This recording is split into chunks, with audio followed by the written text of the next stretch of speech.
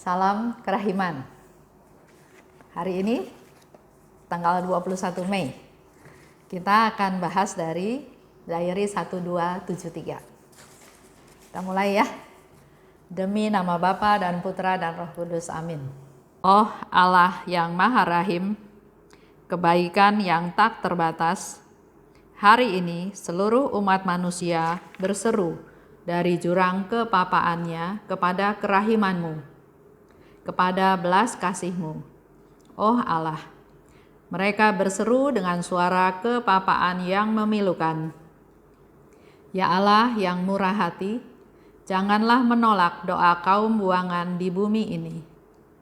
Oh Tuhan, oh kebaikan yang melampaui pengertian kami, Engkau sungguh-sungguh mengenal kepapaan kami, dan Engkau mengetahui bahwa dengan kekuatan kami sendiri, kami tidak mampu menghadap Engkau.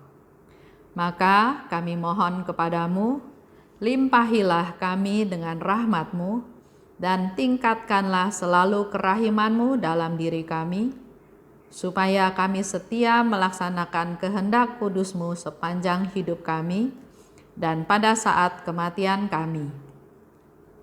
Biarlah kerahiman-Mu yang maha kuasa melindungi kami dari serangan musuh-musuh keselamatan kami, sehingga kami sebagai anak-anak-Mu dengan penuh pengharapan menantikan kedatangan-Mu yang terakhir, hari yang hanya Engkau yang tahu. Kami berharap akan menikmati segala sesuatu yang dijanjikan Yesus kepada kami, meskipun kami ini penuh dengan kejahatan. Sebab Yesuslah harapan kami. Lewat hatinya yang maha rahim, ibarat lewat gerbang yang terbuka lebar, kami masuk ke dalam surga. Demi nama Bapa dan Putra dan Roh Kudus, amin. Diary 1273. Yesus berkata, "Putriku, apakah engkau mengira bahwa yang engkau tulis mengenai kerahimanku itu sudah cukup? Apa yang sudah engkau tulis itu hanyalah satu tetes air dibandingkan dengan samudra. Aku adalah sang kasih dan sang kerahiman sendiri. Tidak ada kepapaan yang dapat bertanding dengan kerahimanku. Juga tidak ada kepapaan yang akan menyerap habis kerahimanku. Sebab setiap kali diberikan, kerahimanku makin meningkat. Jiwa yang mengandalkan kerahimanku adalah jiwa yang paling beruntung, sebab aku sendiri akan menjaganya." Jiwa yang mengandalkan kerahiman Tuhan. Dikatakan oleh Yesus, jiwa itu paling beruntung sebab aku sendiri menjaganya. Dan Yesus juga katakan, setiap kali diberikan, kalau kita memberikan kerahiman, memberikan belas kasih pada orang, maka kerahiman yang ada, yang kita bisa lakukan itu meningkat. Semakin kita memberi, bukan makin habis, tapi makin meningkat. Jadi apa yang ditulis, Yesus sendiri memberikan satu konfirmasi. Jadi apa yang ditulis itu udah cukup? Belum. Ini baru satu tetes kerahiman Tuhan dibandingkan dengan samudra. Jadi ini belum ada apa-apanya. Sehingga dengan kita menggali, dengan kita membaca, dengan kita merefleksi, dibandingkan dengan kehidupan kita, dengan kehidupan yang ada, dengan pencerahan dari Tuhan, buku ini akan berbicara banyak sekali. Banyak sekali, betul-betul. Jadi semakin kita mau menggali, pasti semakin dalam kita menggali, pasti semakin banyak. Nah, untuk jiwa yang mengandalkan kerahiman, saya ingin sharing, saya ingin cerita sedikit. Ini cerita tentang seorang perempuan, namanya Maria Goretti. Waktu itu 5 Juli tahun 1902, jadi sudah 100 tahun yang lalu, 100 tahun lebih yang lalu ya. Waktu itu Maria Goretti umur 12 tahun. Nah, di situ ada orang namanya Alessandra Serenelli. Dia senang nih sama si Maria Goretti. Dan pas si Maria ini lagi di rumah sendirian, datanglah si Alessandra ini mau memperkosa Maria. Maria nggak mau. Dia bilang, lebih baik saya mati daripada kamu perkosa. Alessandra marah, ya, dan dia melampiaskan marahnya itu dengan dia menusuk si Maria ini, ditusuk. Belum mati, Maria berusaha ke pintu mau minta tolong, tapi dikejar sama si Alessandra ini dan ditusuk lagi 3 kali sebelum dia kabur. Maria masih ketolong, dia dibawa masuk ke rumah sakit, dirawat, tapi kelihatannya lukanya parah. Jadi di saat-saat terakhir, pastor itu bertanya, apakah engkau mengampuni dia?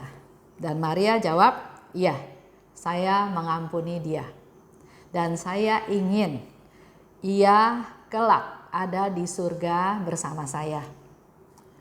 Jadi kadang-kadang ada orang yang bersalah pada kita, menyusahkan kita, merugikan kita. Misalnya ditanya, kamu ampuni dia nggak? Ampuni, tapi saya nggak mau ketemu dia lagi. Ampuni, tapi dia nggak boleh bikin salah lagi. Ya. Nah, di sini Maria memberi contoh. Dia bilang sama pastornya, saya mengampuni dia dan saya berharap suatu hari dia akan ada di surga bersama-sama dengan saya. Si Alessandra ini diproses karena memang dia menganiaya sampai akhirnya meninggal. Dia dipenjara selama 30 tahun. Selama di penjara nggak ada masalah apa-apa sampai di tahun ke-8. Tahun ke-8 dia bermimpi. Dia melihat Maria Goretti yang dia tusuk itu bercahaya ada di suatu taman yang indah. Dan Maria itu memetik 14 bunga. 14 bunga dia petik dan 14 bunga itu diberikan kepada Alessandra. Waktu Alessandra menerima bunga ini, bunga-bunga tersebut berubah menjadi cahaya yang cemerlang. Ya. Cahaya yang cemerlang ini ternyata berjumlah 14, kemungkinan tusukan itu 14 kali. Dan cahaya cemerlang ini ternyata memurnikan si Alessandra ini. Jadi setiap tusukan itu memurnikan jiwanya Alessandra. Dan Maria bilang, seperti yang aku janjikan, engkau akan ada bersama-sama dengan aku di surga. Di situ Alessandra bertobat, dia berbuat baik, dan setelah keluar dari penjara, karena dia berbuat baik, maka nggak sampai 30 tahun. Setelah 27 tahun, dia keluar dari penjara. Pertama-tama yang dia lakukan adalah dia pergi ke mamahnya Maria Goretti ini mau minta maaf, mau minta ampun. Mamahnya bilang, Maria Goretti sudah ampuni kamu. Yesus pun sudah ampuni kamu. Maka saya sebagai ibu juga mengampuni kamu. Bahkan kamu harusnya datang lebih cepat. Karena dengan sampai sekian ini berarti kamu tuh termasuk anak-anak yang menderita. Kalau kita bertemu lebih awal, penderitaan kamu pasti tidak berlarut-larut seperti sekarang ini. Akhirnya si Alessandra ini bertobat dan dia tinggal di biara Kapusin di Macerata sampai umur dia 89 tahun dan dia meninggal. Kalau lihat ceritanya terjadi tahun 1902, dia umurnya 89 tahun, berarti kemungkinan di tahun 2000, mungkin menjelang tahun 2000 ya.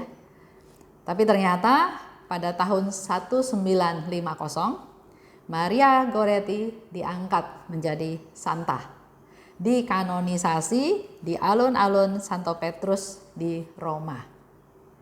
Kita lihat ya, Maria Goretti umur 12 tahun, dia mempertahankan kesucian dia lebih baik dibunuh karena dia nggak mau hidup kotor. Tapi di saat-saat dia mau meninggal, dia bilang saya ampuni dia. Bahkan saya berdoa, saya berharap si Alessandra ini juga suatu hari akan ada di surga bersama-sama dengan saya.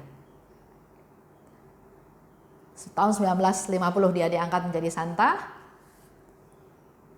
Saya nggak tahu tahun berapa dia datang ke Alessandra dalam mimpi. Tapi yang pasti dia sudah meninggal, dia meninggal dalam suatu hidup yang suci. Setelah dia naik ke surga, dia yang berdoa buat kita semua. Sehingga kita perlu berdoa buat mereka-mereka yang sudah meninggal juga. Untuk melunasi hutang-hutangnya yang adil, kata Yesus ya. Dan kalau dia sudah pulang ke surga, giliran dia yang berdoa buat kita semua. Dan seperti yang Maria Goretti katakan, engkau juga akan ada bersama aku di surga. Itu janjinya Maria. Dan Maria melakukan sesuatu sehingga Alessandra ini juga akhirnya bisa masuk biara, dan dia sampai berusia 89 tahun, dan saya yakin di biara Kapusin itu pasti dia hidup benar, hidup dalam pertobatan. Kembali lagi saya mau cerita bahwa jiwa yang mengandalkan kerahiman Tuhan, itulah jiwa-jiwa yang bisa mengampuni dengan total. Dan Yesus janjikan di situ tadi ya, Yesus janjikan bahwa jiwa ini paling beruntung sebab aku sendiri akan menjaganya.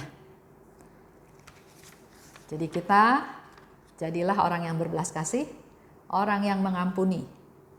Bahkan saya pernah baca satu buku, ada seorang ibu melihat anaknya mau dihukum mati. Dia berteriak, anak saya jangan dihukum mati, ampuni dia.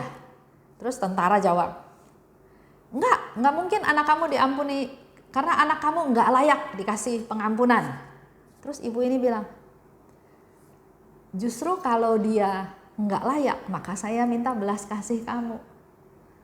Kalau dia layak, saya enggak perlu minta. Justru karena dia tidak layak, maka saya minta belas kasih kamu. Begitu pula dengan si Alessandra ini. Dia enggak layak dapat belas kasih.